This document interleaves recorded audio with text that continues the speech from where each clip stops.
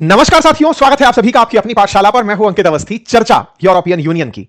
साल की शुरुआत में भारत ने यूरोप के साथ mother of all trade deal कर डाली थी। इसे एक बहुत बड़ा अचीवमेंट करार दिया गया था, इसलिए कि जिस तरह से भारत अमेरिका के बीच में ट्रेड डील होने में लंबा समय ले रही है, उस बीच में भारत ने यूरोप के साथ ट्रेड डील करके एक बड़ा मुकाम बनाया था। और यह हो भी क्यों ना, आज भारत और ईयू के बीच की जो ट्रेड है वो लगभग $130 बिलियन की है।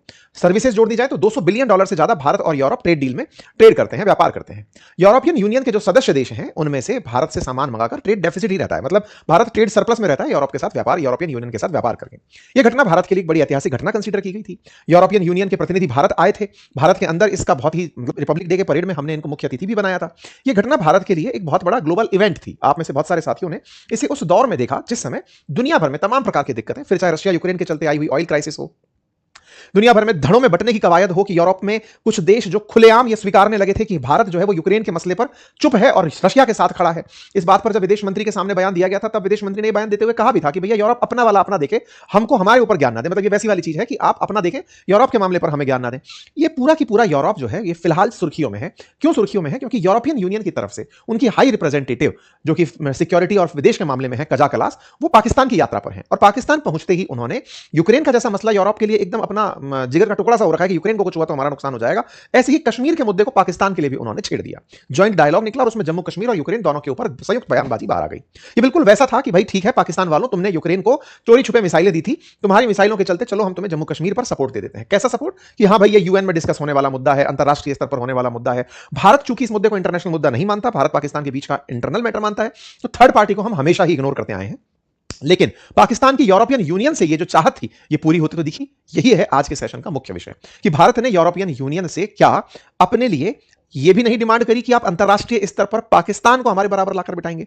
पाकिस्तान, जहां मैंने आपको आते ही ट्रेड गिनाया कि लगभग $200 बिलियन से ज्यादा का ट्रेड भारत और यूरोपियन यूनियन करते हैं, पाकिस्तान यूरोपियन यूनियन के साथ हद मार के $14 बिलियन का व्यापार करता है, यानी कि 1/12 हिस्सा भी नहीं कर पा रहा है। और ऐसे में बराबरी लाकर के आप उसको ऐसे बिठा रहे हैं कि नहीं, ये बैलेंसिंग एक्ट में कंसीडर की जानी चाहिए कि जब भी हम दक्षिण एशिया की बात करें तो भारत पाकिस्तान को बराबर। और तो और यहां आकर इन्होंने एक और डायलॉग मारा कि पाकिस्तान ने जिस तरह से काम किया है इस समय ग्लोबल पीस के लिए, जो अमेरिका और ईरान के बीच में संबंध स्थापित कराने का, निगोशिएशन कराने का प्रयास कर रहे हैं, वो कमांडेबल है। तो चलिए साहब आज इनकी पूरी कमांडेबल व्यवस्था का विश्लेषण करते हैं, जानते हैं इस कहानी के मायने समझते हैं। हाई रिप्रेजेंटेटिव क्या होता है? तो ये समझिए कि अगर यूरोपियन यूनियन खुद एक देश होता, जैसे आज उसमें कई देश हैं लेकिन उनमें से अगर संयुक्त रूप से सबको एक देश कह दिया जाए तो ये विदेश मंत्री कंसीडर की जाए। इस तरह से आप इनको समझ सकते हैं। ठीक है, तो काफी पावरफुल पोस्ट है। तो आइए आप हम इनके दोनों के चेहरों को समझने का प्रयास करते हैं, इस बात को समझते हैं कि भारत के लिए यह बात कितना मायने रखती है, जिसके कारण भारत की प्रतिक्रिया सामने आई है। लेकिन उसके साथ साथ मैं आपको बताता चलूं कि हमारे क्लास के कुछ विद्यार्थियों ने बहुत अच्छी अच्छी चीजें बनाकर भेजी हैं। हमारी जो समर वैकेशन के अंदर क्लासेस चल रही हैं, लोग एआई से कुछ कुछ यूज करके बच्चे बना रहे हैं, समर कैंप के लिए कैंप पोस्टर्स बना रहे हैं, वीडियोस बना रहे हैं, प्रमोशनल एडवर्टाइज बना रहे हैं, वेबसाइट बना रहे हैं।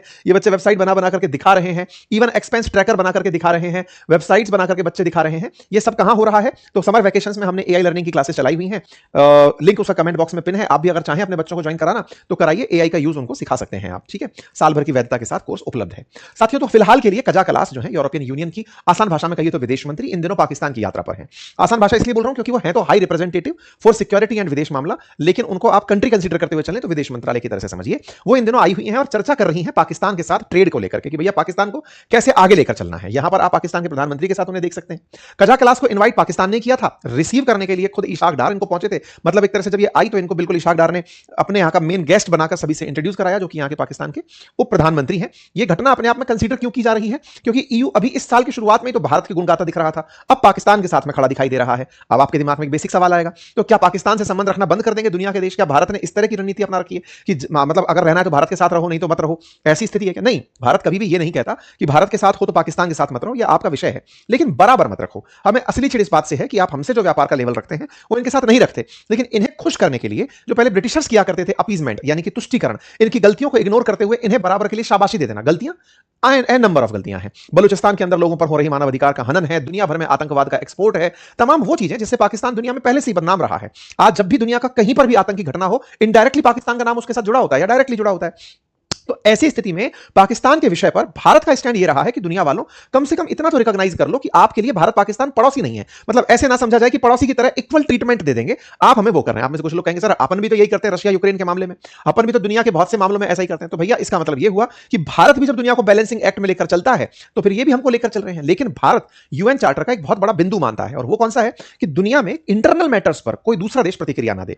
ये लोग इंटरनल मैटर्स बोले तो भारत के लिए जम्मू कश्मीर आंतरिक मसला है, ऐसे में इनकी इनके बयान यूएन चार्टर का उल्लंघन है। मैं आप कहेंगे यूएन चार्टर पढ़ाने लगे आप तो इसलिए क्योंकि इन दोनों की जब वार्ता हुई ना तो वार्ता में जम्मू कश्मीर का जिक्र यूएन चार्टर के तत्वाधान में किया गया कि साहब कश्मीर का जो मुद्दा है, जम्मू कश्मीर का जो मुद्दा है उसे हम यूएन के अंदर डिस्कस के लिए तैयार हैं। फिर एक तरह से इनके प्रति सिंपैथाइज होने की बातें की गई। तो यहां पर आप इनकी सारी की सारी मीटिंग्स देख सकते हैं और यहां पर इन्होंने अपनी तरफ से जो बातें कही उसमें सबसे बड़ी बात थी कि Pakistan is a major regional power और and an important partner for EU, और साथ ही साथ में I commanded Pakistan for its key role in facilitating US Iran talk, कि तुमने बहुत बढ़िया किया, तुमने इनकी जो बातचीत कराई और तुम एक मेजर रीजनल पावर बनकर के निकले हो, इसके लिए बधाई। और Pakistan largest export destination, Pakistan के लार्जेस्ट एक्सपोर्ट डेस्टिनेशन के रूप में यूरोपियन यूनियन है और हमारे लिए तुम जीएसपी प्लस की धारणा रखते हो, यानी कि गुड्स एक्सपोर्ट के अंदर हम तुम्हें प्रेफरेंस देते हैं generalised scheme of preferential plus के अंदर। तो कुल मिलाकर पाकिस्तान के साथ ट्रेड में प्रेफरेंसेस दिए जा रहे हैं, रीजनल पावर माना जा रहा है, बधाइयां दी जा रही हैं कि तुमने बहुत अच्छे से काम किया। इन सबके साथ साथ कश्मीर के मसले पर, जिसमें कि पाकिस्तान पक्ष जम्मू कश्मीर के मुद्दे पर जानकारी दी और यूरोपीय संघ ने यूक्रेन के मसले पर जानकारी दी और कहा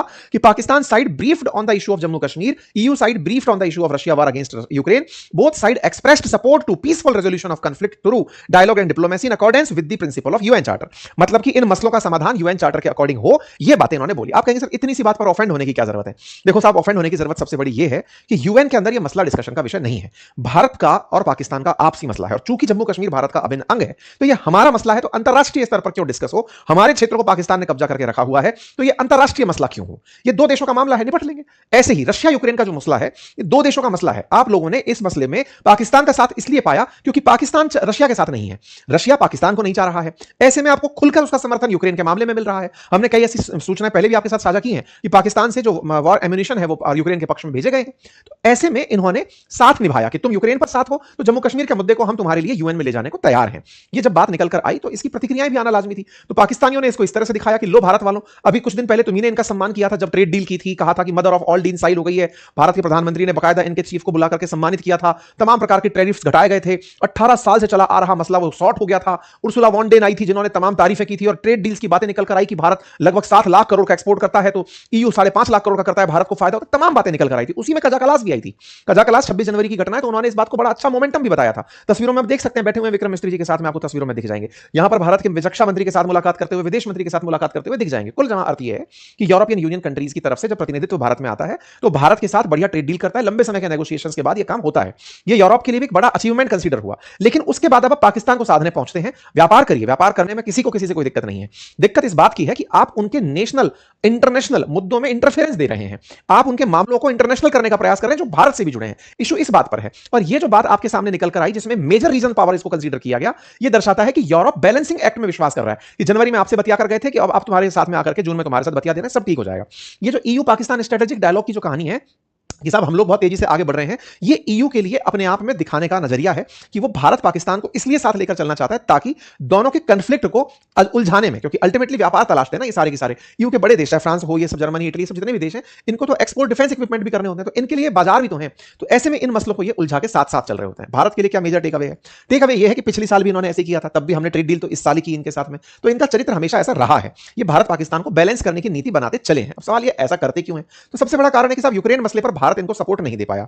बहुत से ऐसे मसले हैं जिस पर ये खुद चाहते हैं कि पाकिस्तान की खिलाफत करें, नहीं कर पाते। जैसे ट्रंप ने पाकिस्तान को सर पे चढ़ा के बिठा रखा है। क्यों? क्योंकि ट्रंप ने मानता है कि पाकिस्तान जो है वही जाके ईरान से बात करेगा, तो इनके पास कोई ऑप्शन ही नहीं है कि ठीक है भाई अमेरिका कह रहा है तो हम अमेरिका के पीछे चल ही रहे हैं। जिस यूएन चार्टर के तहत इन्होंने ये बात करी, उसी यूएन चार्टर के अंदर किसी देश के आंतरिक मामलों में इंटरफेयर करना गलत है, लेकिन इन्होंने किया। तो ये सेलेक्टिवली ये जो काम करते हैं ये दर्शाता है कि ईयू भी कंफ्यूज है अपने फ्यूचर को डिसाइड करने में। भारत को क्या करना चाहिए? इग्नोर करना चाहिए। भारत के लिए केवल एक बयान जैसा होना चाहिए, हाँ हाँ आए थे, बयान दिए थे।